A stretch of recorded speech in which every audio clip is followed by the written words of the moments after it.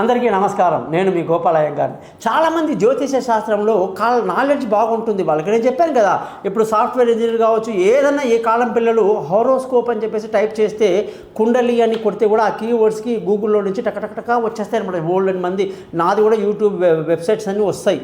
thesimpleastrologer.com అని చెప్పి నాది.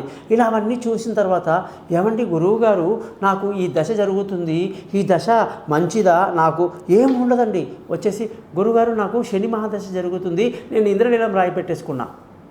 గురువుగారు నాకు శని మహాదశలో గురువు అంతర్దశ జరుగుతుంది, ఇప్పుడు నేనేం చేయాలి?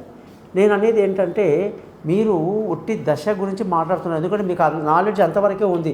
నేను మీకు మీ లగ్నం ఏమిటి, మీ నక్షత్రం ఏమిటి, మీ యొక్క రాశి ఇవన్నీ తవ్వాను అనుకోండి, టైం ఉండదు జనాలకి. 2 నిమిషాల పని అయిపోవాలి కదా.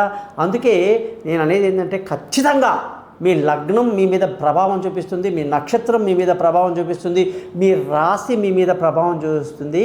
అలాగే మీకు జరుగుతున్న దశ మీ లగ్నానికి ఫ్రెండా, మీ నక్షత్రానికి ఫ్రెండా, మీ రాశికి ఫ్రెండా అని కూడా చూసుకోవాలి.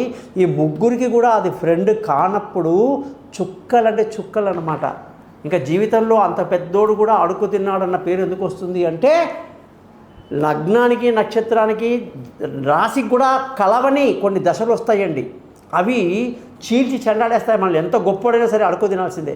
ఎంత పెద్ద తప్పులో కాలేసేస్తాడు, వాడు గవర్నర్ కావచ్చు, మినిస్టర్ కావచ్చు, ఏమైనా కావచ్చు, రోడ్డు మీద పడిపోతాడు. కారణం ఏమిటంటే, ఆ దశ ఏదైతే ఉందో మహా చండాలంగా. కానీ ఫర్ ఎగ్జాంపుల్ చెప్తాను నేను.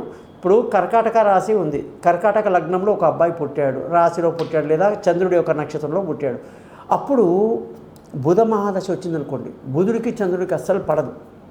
అప్పుడు ఏం చేస్తాడు? బుధుడు చుక్కలు చూపిస్తాడు, అనుకున్నవన్నీ నెగిటివ్ అయిపోతాయి. సూర్య మహాదశ సూర్యుడి యొక్క లగ్నంలో పుట్టాడు, లేదా చంద్రుడి యొక్క రాశిలో పుట్టి చంద్రుడి లగ్నంలో సూర్యుడి యొక్క దశ వచ్చింది, అస్సలు సూర్యుడికి చంద్రుడికి పడదు, కాబట్టి నెగిటివ్ వస్తుంది. కుజుడి యొక్క అంతర్దశ శని మహాదశలో వచ్చింది, ఆ అబ్బాయి లగ్నం వచ్చి లగ్నం అనేది మకర లగ్నమో కుంభలగ్నమో ఉందనుకోండి, కుజుడి యొక్క దశ వచ్చిందనుకోండి, 7 సంవత్సరాలు చుక్కలు చూపించి రోడ్డు మీద పడేసి వెళ్ళిపోతాడు.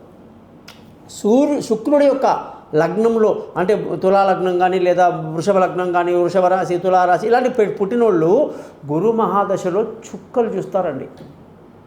మరి ఇన్ని ఉన్నాయండి దశ అంతర్దశ అంటే. ఇదంతా సబ్జెక్ట్ నాలెడ్జ్ తెలుసుకొని మనం ముందుకెళ్ళాలి. కాబట్టి మీ అందరికీ కూడా ఇచ్చే సలహా ఏంటంటే, మీకంటే కాస్త నాలెడ్జ్ ఉన్న వాళ్ళని కాంటాక్ట్ చేయండి, జాతకాలు తెలుసుకోండి. ఆ తర్వాత మనకు జరిగిన దశ అంతర్దశ ఎలా ఉంది, దానికి పరిహారం ఏం చేయాలనేది నేను చెబుతాను. నమస్కారం, మీ గోపాలయ్య.